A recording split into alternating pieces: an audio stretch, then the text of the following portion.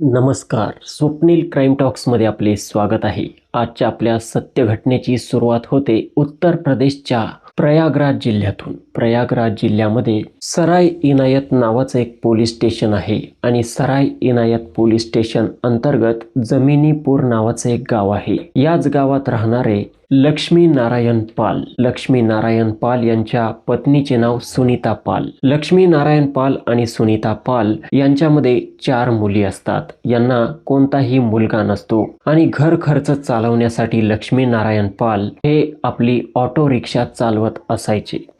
लक्ष्मी नारायण पाल यांना वाटत होते की पुढे चालून ऑटो रिक्षा चालवून मुलींचं शिक्षण वगैरे करून लग्न करून देऊ आणि सर्व मुलींचे लग्न झाल्यानंतर आपण मुलींच्याच घरी जाऊन राहू, कारण आपल्याला कोणताही मुलगा नाही. त्यामुळे लक्ष्मी नारायण पाल हे आपल्या मुलींवरती खूप जास्त प्रेम करत होते आणि आपल्या मुलींनाच ते आपले मुलं समजत होते, मुलगा समजत होते. लक्ष्मी नारायण पाल यांच्या सर्वात मोठ्या मुलीचं नाव मुस्कान आणि 2 नंबरची जी मुलगी आहे तिचं नाव आहे खुशी. खुशी ही आता 16-17 वयाची मुलगी आहे. 9व्या इयत्तेमध्ये ती शिकत असते. तर या खुशीला शाळेचा अभ्यास करण्यासाठी एक अँड्रॉइड मोबाईलची गरज पडत असायची. त्यामुळे खुशी आपल्या आईचा सुनीता पाल हिचा मोबाईल घेत असायची आणि त्या मोबाईलवरती आपल्या शाळेबद्दल बघत असायची, शाळेबद्दलचा अभ्यास करत असायची. मात्र तिला जसं बोर होत असायचं तसं ती आपल्या आईच्या मोबाईलमध्ये वेगवेगळे उपकरणे उघडत असायची. एक दिवस असंच या खुशीने आईच्या मोबाईलमध्ये इंस्टाग्राम आयडी ओपन केली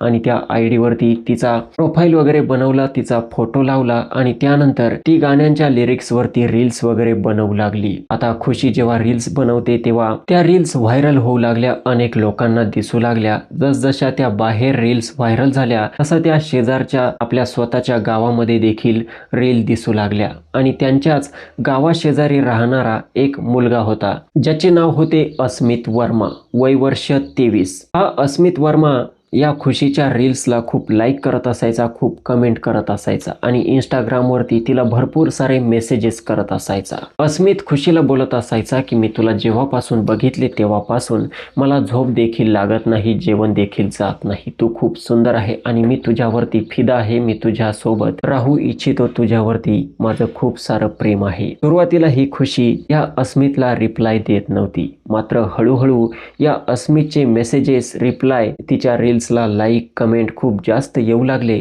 तर खुशी विचार करते की एक मुलगा आपल्याला इतक्या साऱ्या कमेंट्स करतो, इतके सारे लाईक करतो, तर त्याच्यासोबत बोलायला काही हरकत नाही. त्यामुळे ही खुशी अखेर या मुलाला रिप्लाय करते. अस्मितला बोलते की तू कुठे राहतो. अस्मित सांगतो की मी 12वी मध्ये शिक्षण घेत आहे आणि माझे नाव आहे अस्मित वर्मा. वडिलांचे नाव सांगतो, वडील शेती करतात, सर्व माहिती त्याची तो खुशीला सांगतो आणि अस्मित सांगतो की मी तुला बघितलं आहे, तू माझ्या गावा शेजारीच राहते, तू 9व्या इयत्तेमध्ये शिकते, तू मला ओळखत नसेल मात्र मी तुला ओळखतो. खुशीला देखील वाटते की हा मुलगा मला ओळखतो. म्हटल्यानंतर काही हरकत नाही, मुलगा देखील ठीकठाक वाटतो, म्हणून ही खुशी टाइमपास म्हणून या मुलासोबत चॅटिंग करू लागते. आता अस्मित आणि खुशी यांच्यामध्ये इंस्टाग्रामवरती चॅटिंग सुरू झाली होती.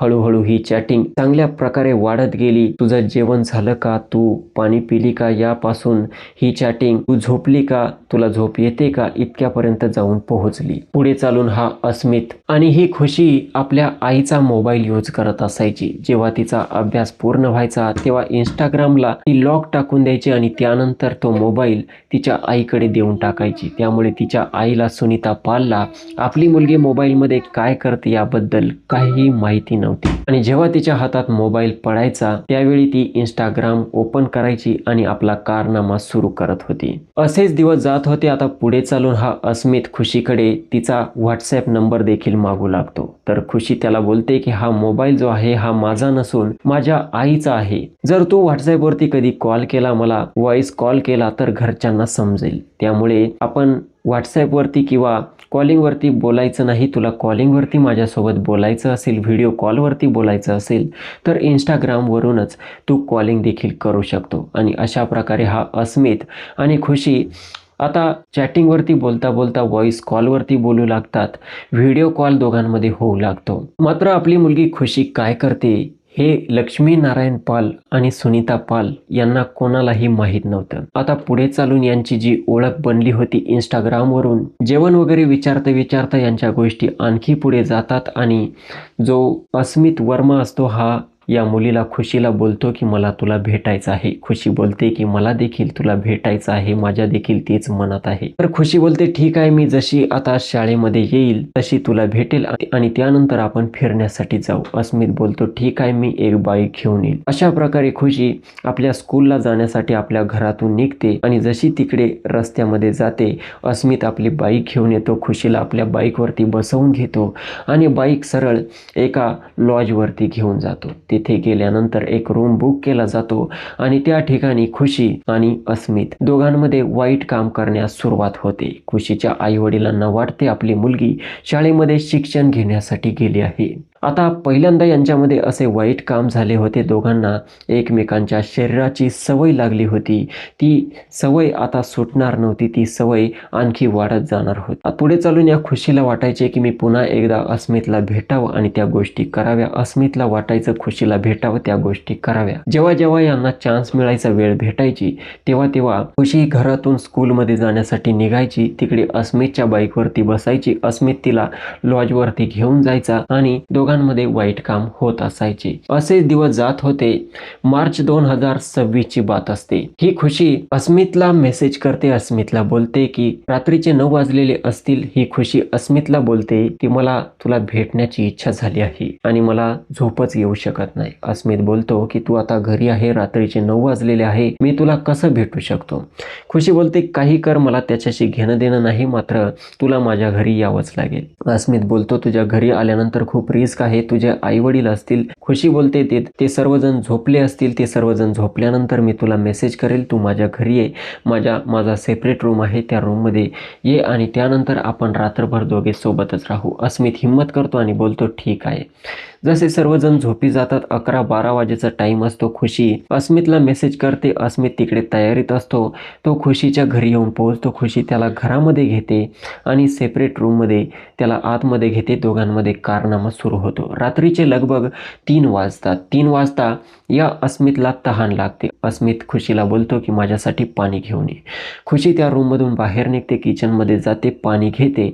पाणी घेत असताना पाण्याचा टँक खाली पडतो. त्याचा जोरदार आवाज होतो. खुशी घाबरते आणि किचनमधून ती पटकन आपल्या रूममध्ये अस्मितकडे येते. मात्र या आवाजाने खुशीचे जे आई वडील असतात, लक्ष्मी नारायण पाल, सुनीता पाल यांना जाग येते.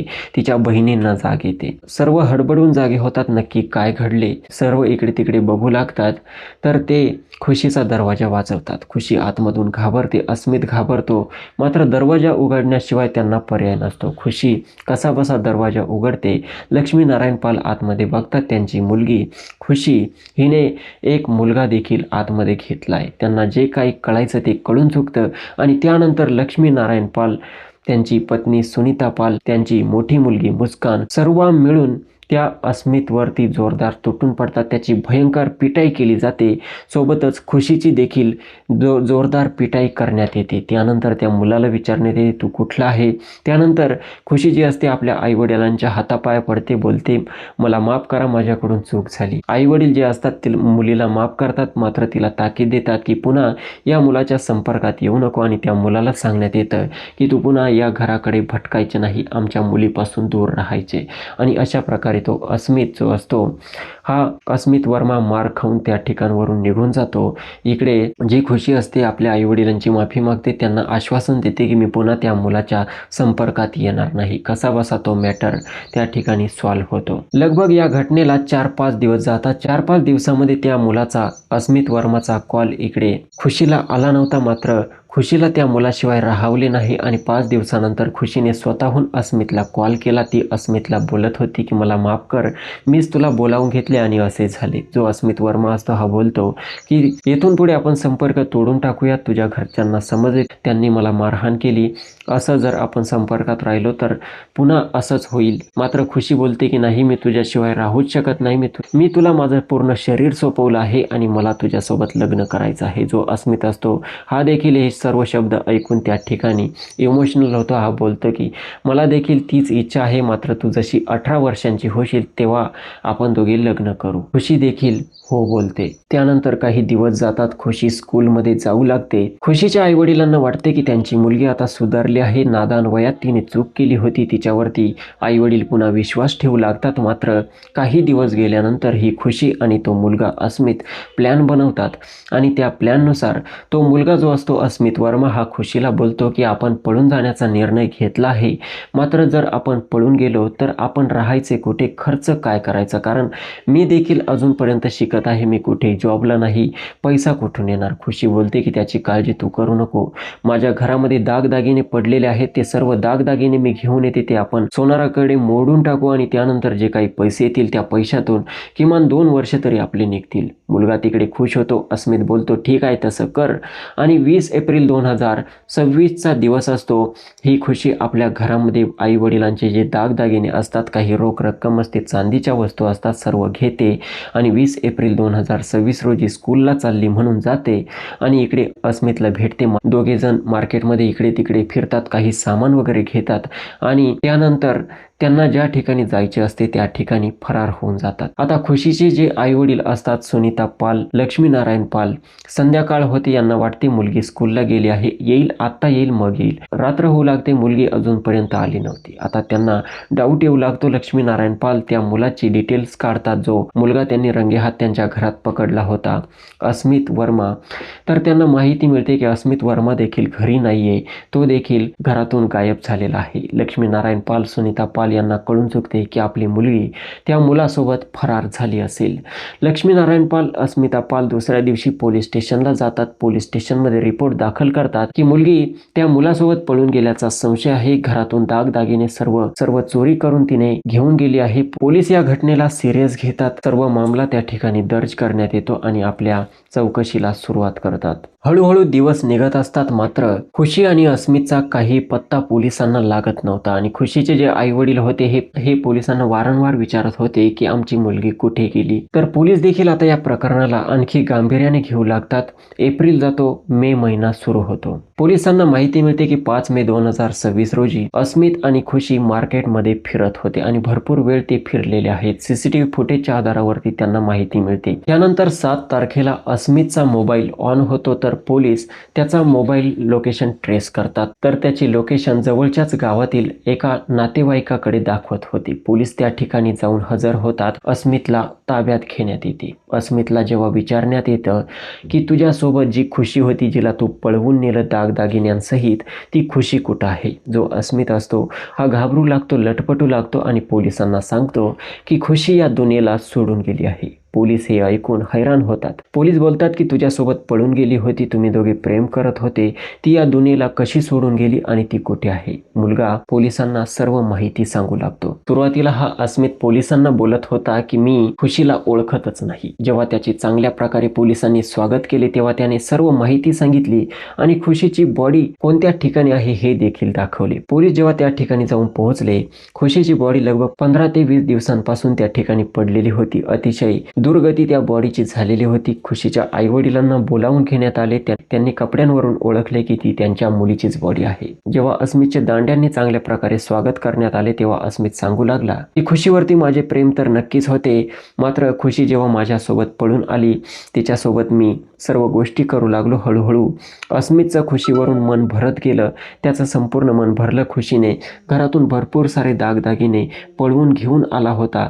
अस्मितने विचार केला की आता हिला जर आपण संपवले तर सर्व दागदागिने, सर्व मालमत्ता, पैसा, अडका सर्व आपला होऊन जाईल. खुशीला या दुनियेतून हटवून टाकू, तिला कोणीही शोधायला येणार नाही, कारण ती घरातून पळून आली आहे आणि पुढे चालून अशीच पुन्हा एखादी मुलगी शोधू, पुन्हा असे दागदागिने तिच्याकडून मागवून घेऊ, पैसा मागवून घेऊ आणि अशा प्रकारे आपण मालामाल होऊन जाऊ. हा विचार अस्मित करू लागला होता आणि हा विचार त्याच्या डोक्यात येण्याचं कारण आणखी एक असंही होतं की अस्मितचे जे आई वडील होते हे या लग्नासाठी अजिबात तयार नव्हते आणि तिकडे खुशीचे आई वडील देखील तयार नव्हते, कारण खुशीचे सरनेम पाल होते आणि अस्मितचे सरनेम वर्मा होते. यांची कास्ट वेगवेगळी होती आणि कुटुंबाचा दबाव या अस्मितवरती होता, म्हणून अस्मितच्या डोक्यात हे देखील आले होते की हिला आपण संपवून टाकू, सर्व मालमत्ता आपली होईल, नंतर दुसरी मुलगी एखादी पटवू आणि तिच्यासोबत देखील पुढे चालून तसंच करू.